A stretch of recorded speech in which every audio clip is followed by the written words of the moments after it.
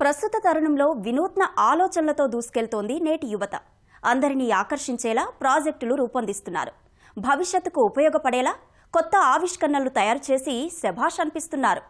విజయనగరం జిల్లా రాజాం జిఎంఆర్ కళాశాలలో జరిగిన స్టెప్కోన్ 2025 జాతీయ సదస్సులో యువ ఇంజనీర్ల ఆవిష్కరణలు అలానే ప్రత్యేక ఆకర్షణగా నిలిచాయి.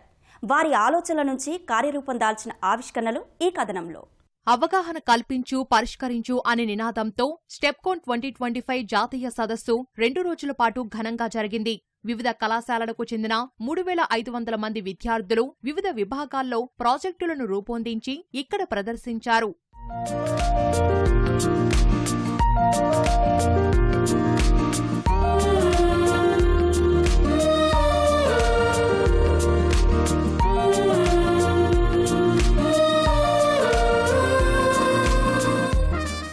ఈ విద్యార్థులంతా రాష్ట్రంలోని వివిధ కళాశాలలకు చెందిన యువ ఇంజనీర్లు. సరికొత్త ఆలోచనలతో వినూత్న ప్రాజెక్టులకు రూపకల్పన చేశారు.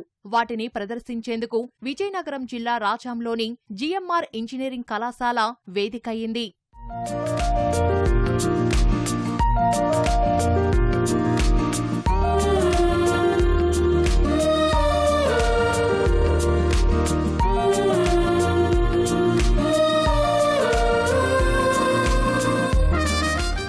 అనారోగ్య సమస్యలతో ఆసుపత్రులకు వెళ్లలేక ఇంటి దగ్గరే చికిత్స తీసుకుంటారు కొందరు. వారి దగ్గర వైద్యుడు లేకున్నా నిరంతర పర్యవేక్షణ కోసం వైటల్ సెల్ మానిటర్ రోబో తయారు చేశారు. ఇంధన ఖర్చు లేకుండా ప్రయాణించేలా ఎలక్ట్రికల్ సైకిల్ చేశారు మరో బృందం. యాక్చువల్గా వైటల్ సైన్ మానిటరింగ్ రోబోట్ అంటే ఏంటంటే అది ఒక పేషెంట్ యొక్క గెస్చర్స్ని క్యాప్చర్ చేస్తుంది. ఎలా అంటే పేషెంట్ ఇప్పుడు పారలైజ్డ్ పేషెంట్స్ అలాంటప్పుడు రూమ్స్ లో ఉంటారు కదా, సో అలాంటప్పుడు ఏంటంటే డాక్టర్స్ కంటిన్యూస్ గా వాళ్ళ దగ్గర ఉండి వాళ్ళని చూసుకోలేరు. సో అలాంటప్పుడు ఏంటంటే ఈ రోబోట్ అనేది అక్కడ ఉంటుంది. అది క్యాప్చర్ చేసుకుని ఒక క్లౌడ్ లో సేవ్ చేసుకుంటుంది. ఆ క్లౌడ్ స్టోరేజ్ యాక్సెస్ ఏంటంటే డాక్టర్ కి ఇస్తాం. సో ఆ క్లౌడ్ స్టోరేజ్ యాక్సెస్ వాళ్ళ దగ్గర ఉంటుంది కాబట్టి వాళ్ళు ఏంటంటే అందులో పేషెంట్ కండిషన్ అనేది చూసుకుంటారు. సో ఫీవర్ ఏమైనా వచ్చినా అలాంటివన్నీ తీసుకొని ఏంటంటే ఇన్ఫర్మేషన్ స్టోర్ చేసుకుంటది. మన మార్కెట్ లో ఉన్న సైకిల్ అనేది ఓన్లీ ప్లగింగ్ ద్వారా చార్జ్ చేసుకోవచ్చు. కానీ మేము చేసే సైకిల్ కి ఒక wind energy and one turbine, మనకి ఎప్పుడైతే గాలి ద్వారా మనకి టర్బైన్ రొటేట్ అవుతుందో జనరేటర్ ద్వారా మన వోల్టేజ్ అనేది జనరేట్ అవుతుంది. ఆ వోల్టేజ్ అనేది మేము బ్యాటరీ కనెక్ట్ చేసాం. అప్పుడు మనకి బ్యాటరీ అనేది చార్జ్ అవ్వడం స్టార్ట్ అవుతుంది. మన ఇది రన్నింగ్ లో ఉంటున్నప్పుడు ఆటోమేటిక్ గా టర్బైన్ తిరిగి బ్యాటరీని చార్జ్ అవుతుంది. 15 కిలోమీటర్ పవర్ స్పీడ్ లో వెళ్తున్నప్పుడు సైకిల్ మూవ్ అవడం స్పీడ్ ద్వారా ఎయిర్ ద్వారా అండ్ టర్బైన్ అనేది రొటేట్ అయ్యి మనకి వోల్టేజ్ అనేది జనరేట్ అవుతుంది. ప్రస్తుత తరుణంలో సైబర్ నేరగాళ్ల బెడద ఎక్కువగా ఉంది. వాటిని కట్టడి చేయడానికి RFID టెక్నాలజీ నుంచి ఉపయోగించి ప్రాజెక్టు ఆవిష్కరించారు విద్యార్థులు.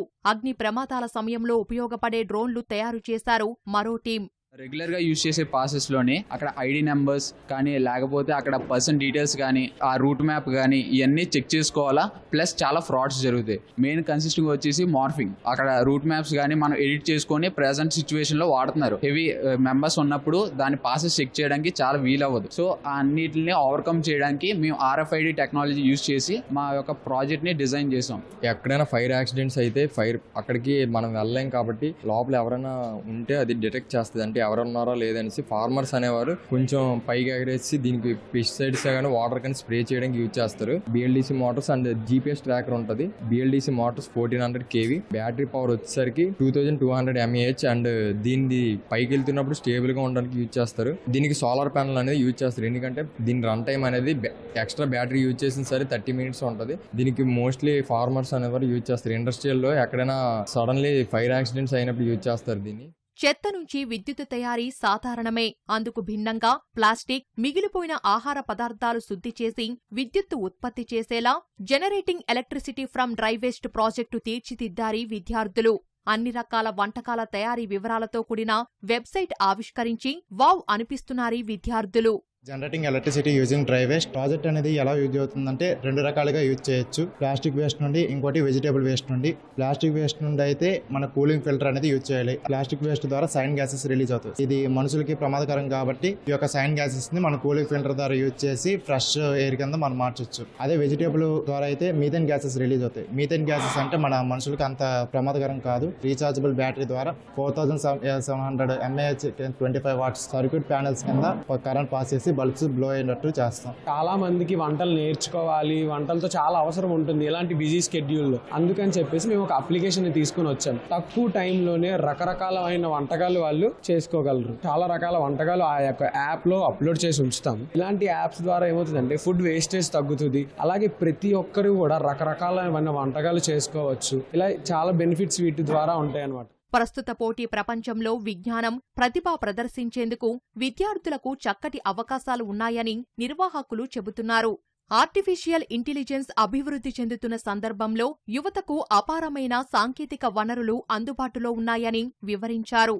అన్లీజ్ ద అన్రియల్ అనే నిదానంతో ఈ కార్యక్రమం చేస్తున్నాము. అన్ని బ్రాంచ్ల యొక్క విద్యార్థులు ఒక వినూత్నమైన ఆవిష్కరణలు తీసుకొస్తూ paper presentations, hackathons, project contest, idea contest, work shops ఇట్లా పలు కార్యక్రమాలు వినూత్నంగా పిల్లలందరూ కూడా చాలా డిజైన్ చేసి దగ్గర 25 కాలేజీల నుంచి బయట కాలేజీల నుంచి వచ్చిన విద్యార్థులు ఈ కార్యక్రమంలో పాల్గొంటున్నారు. దగ్గర 3500 మంది విద్యార్థులు చాలా యాక్టివ్ గా ఈ కార్యక్రమంలో పాల్గొంటున్నారు. ఈ కార్యక్రమం పిల్లలకి చాలా ఉపయోగపడుతుందని చెప్పి మేము భావిస్తున్నాం. 17వ స్టెప్ కాన్ లో మేము ప్రధానంగా 4 ఈవెంట్లు కండక్ట్ చేస్తున్నామండి. Paper presentations, project exhibition contest, startup idea contest and GMRIT premier league అండి. ఈ 4 ప్రధాన ఈవెంట్లు కాకుండా ప్రతి విభాగంలో కూడా సిగ్నేచర్ ఈవెంట్స్ కండక్ట్ చేస్తున్నాం.